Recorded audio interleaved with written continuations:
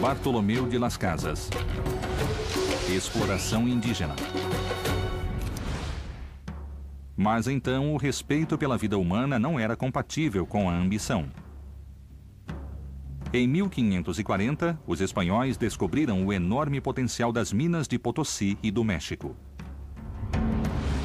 Era preciso retirar aqueles metais preciosos, e assim começou a exploração indígena em grande escala.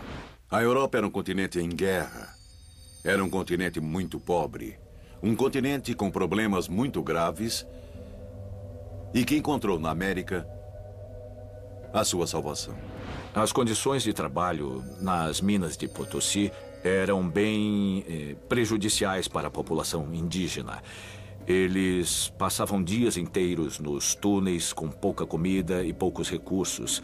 E as condições eram desastrosas porque se buscava a maior produção de prata no menor tempo possível. Não importava o benefício do povo, os direitos trabalhistas, ninguém se preocupava com isso. Aquilo foi um massacre. E muitos índios fugiram de suas comunidades para não serem enviados para as minas. Se dirigiram às cidades onde se passavam por mestiços. Assim, as cidades se transformaram em um centro de atração, mas também era um lugar onde havia uma mistura de etnias. Exploração indígena. Mestiçagem. Os mestiços eram uma parte muito importante da população de vários países latino-americanos. E para alguns era o melhor.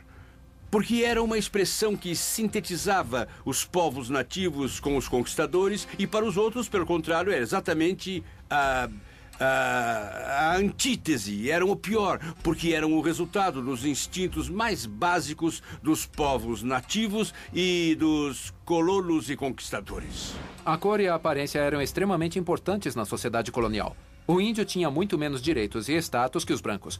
Mas mesmo entre os brancos havia problemas, pois sempre havia a sombra da suspeita de um ancestral negro ou índio que complicava a questão da linhagem. E durante o século XVIII, os Bourbon venderam dezenas de títulos, em troca de dinheiro ou serviços à coroa. Na sociedade colonial, o lema era quanto mais branco, melhor. Mas tanto no Peru quanto no México, as duas sociedades mais importantes do Império Espanhol, os brancos eram minoria. No início do século XIX, no México, 22% da população eram mestiços, 60% indígenas e 18% brancos. Segundo o censo peruano de 1792, 27% da população eram mestiços, 56% eram indígenas e apenas 13% eram brancos. Os índios haviam se refugiado nas cidades e ali se misturaram a outros grupos étnicos. A miscigenação ocorre em todos os campos. Na mesa, e na cama, e em outras épocas. E provavelmente na missa, e enfim... A mestiçagem é um processo cujo espaço mais feliz até hoje foi na cozinha. Bom, o que eu acho é que a conclusão do processo de mestiçagem não é só aparente pelas crianças nascidas de tais relações, mas também pelo que viria a ser a gastronomia de cada um dos nossos povos. Tem a ver com a mistura entre as refeições que traziam e que faltavam justamente aos espanhóis e que foram combinadas substituindo condimentos e substituindo também alguns determinados elementos. E essa mestiçagem que se deu claramente, sem metáfora, na sociedade também se deu dentro da cozinha. Bernal Dias, o cronista da conquista do México, relata que para celebrar sua vitória, Hernán Cortés fez um banquete com carne de porco e vinho. Nenhuma dessas coisas era conhecida lá. No dia em que os espanhóis colocaram sobre a tortilha, o principal alimento dos índios, a carne de porco, os tacos foram inventados.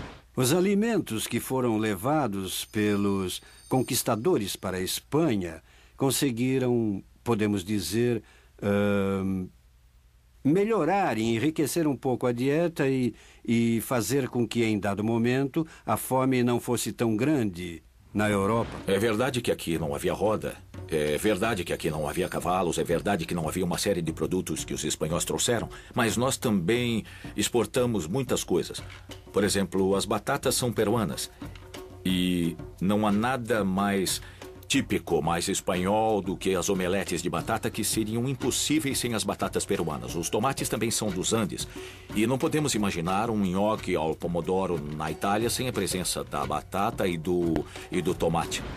Os espanhóis mataram a fome com alimentos americanos, mas também introduziram muitos outros ingredientes que, quando foram misturados, deram outra identidade à nossa cozinha.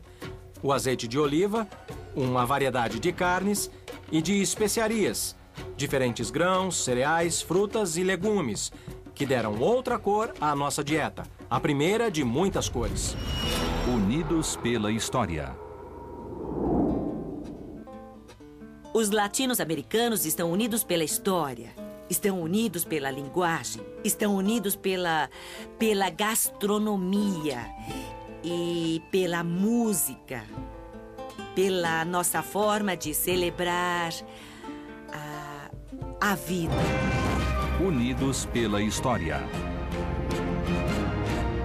O comércio de escravos de origem africana aumentou substancialmente quando os espanhóis começaram a explorar a cana-de-açúcar na República Dominicana e no Haiti. Ingleses, holandeses, franceses e portugueses, todas as potências europeias se envolveram neste comércio, levando escravos ao México, Venezuela, Colômbia, Peru e, em maior número, aos domínios portugueses. Ao longo do século XVIII, o Brasil recebeu uma média de 5,5 milhões de escravos por ano.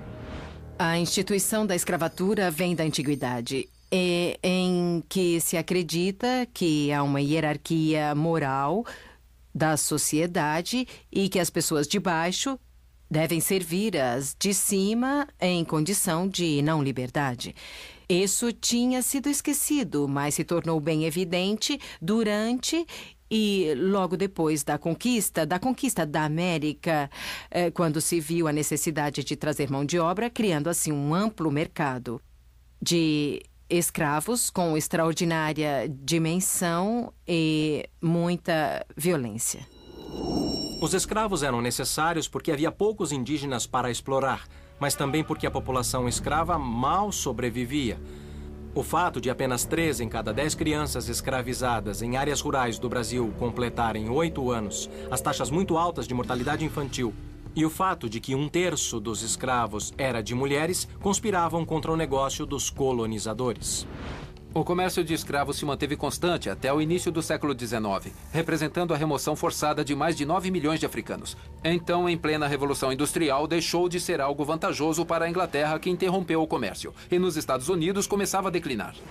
Anos mais tarde, os países da América aboliam a escravatura. O primeiro na América Latina foi o México, em 1813, seguido pela Venezuela e Colômbia 8 anos depois, e pela América Central em 1827.